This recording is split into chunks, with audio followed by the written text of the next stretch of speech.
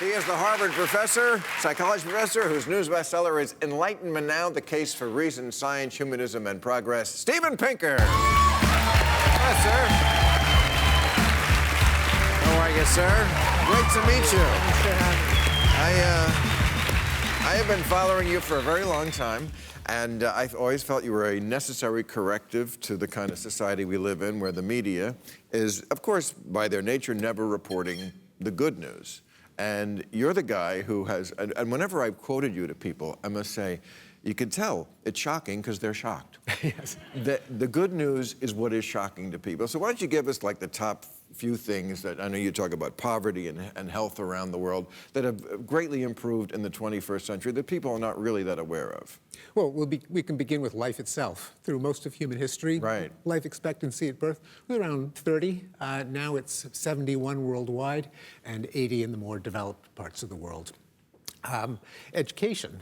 Through most of human history, the vast majority of people were illiterate. Now 90% of people under 25 in the world can read and write. Wealth and poverty.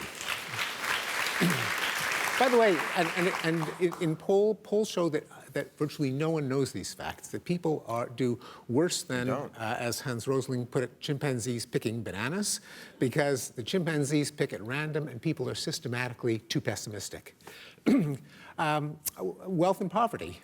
200 years ago, 90% of the world lived in extreme poverty. Now it's 10%. And in fact, the rate has been reduced by about 50% just in the last 25 years. Every day, 137,000 people escape from extreme poverty. That's like more than 1 billion people just in the last couple of decades. And by the way, this is somewhat connected to Trump voters, because one reason why people are in less poverty around the world is because jobs do go there.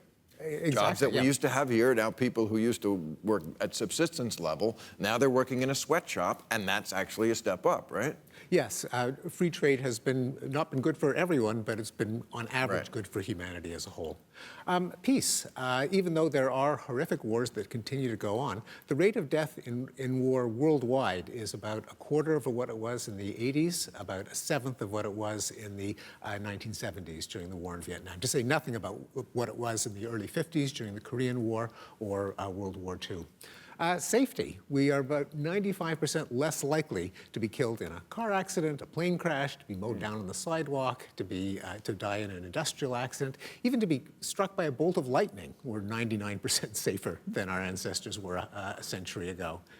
Why lightning? Right? Yeah, I don't think it's that Zeus has been less angry. Mainly, fewer people work outdoors. Okay. Fewer of us are farmers. But I tell you, I was trying to figure out a way for a few years to do something on the show about what I called issue fatigue, because there's so many issues, and our audience is a caring audience. They are. If they weren't, they wouldn't be watching this show. There's lots of stupid shit they could watch. So I wrote down, just in 1 week, I just wrote down all the things you could worry about that I read about. ISIS, ice caps melting, depleted groundwater, identity theft, Russian meddling, rape on campus, opioid addiction. I'm not done. Antibiotic-resistant germs, coral reefs are dying, colony collapse disorder, the bees are dying, violence at football, drought, flooding, brain-eating amoebas. 1 billion people still defecate in the street. Police racism, oceans are lawless and polluted, solitary confinement is overdone, the EU is breaking up, refugees, church pedophiles, PTSD and veteran suicide, we should worry about bullying, homophobia, sinkholes, infrastructure crumbling, longer commutes, factory farm runoff, plastic taxes, endocrine disruptors, teen driving, running out of water, and then I read that we're running out of sand, because that's what they make glass out of. We're running out of sand, and then I saw this cover of Newsweek. Your office is killing. I was like, oh, fuck. This is the problem, right? The Onion had a headline, CNN holds morning meeting to decide what viewers should panic about for the rest of the day. I mean, we should worry about all these things, but it's kind of a cheap trick because at any point in history, if you list all of the worst things happening anywhere in the world, it can sound pretty scary. But I think I could burst your bubble with just two. Nukes and pollution. Because all this good stuff, as true as it is, and it's great that you're saying it, all it takes is a few nuclear bombs to go off, and it wouldn't just screw up where they went off, it would screw up the whole planet. Well, it would take more And than a few to pollution, screw up the whole planet. Yeah, but if India and Pakistan exchanged their nuclear weapons, their entire arsenals, yeah. It wouldn't That's just not be just a few. It wouldn't just be those countries that died off. No, that's true. And okay.